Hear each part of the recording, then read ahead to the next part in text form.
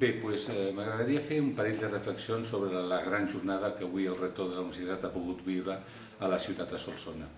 La primera reflexió és que crec que tot Solsona té que mostrar-se molt orgullosa de tindre un centre d'investigació, el Centre Tecnològic Forestal de Catalunya, que és dels més importants d'Espanya, que és pioner en moltes investigacions i que ha demostrat a bastament la seva potencialitat en crear coneixement i aplicar-lo al territori, i per tant és un motor de desenvolupament del territori.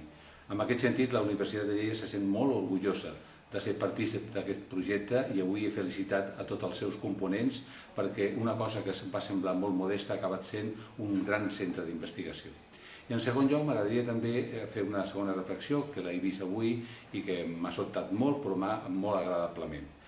Sembla que hi ha una tradició a Catalunya que pensa que només Barcelona pot crear empresaris. Jo tinc que dir que no, que com a historiador sé que més aviat és al contrari, que la Catalunya interior ha creat grans empresaris històricament. Avui mateix hem viscut una jornada en la que hem detectat, com molt bé ha dit el Ramon Roca, president del Consell Social de la Universitat i empresari d'èxit, tenim una Catalunya interior que és capaç de crear emprenedoria i crear empresaris i crear riqueses, i tinc que dir, a més, que històricament molta part d'aquests empresaris han anat a Barcelona i són els grans empresaris de la història de Catalunya. Per tant, doble felicitat de tindre un gran centre d'investigació i d'avui iniciem aquest CEI una oportunitat d'emprenedoria, de crear empresa, de crear territori, de crear riquesa i de que l'estat del benestar sigui la divisa que continua presidint Catalunya. Felicitats a tots.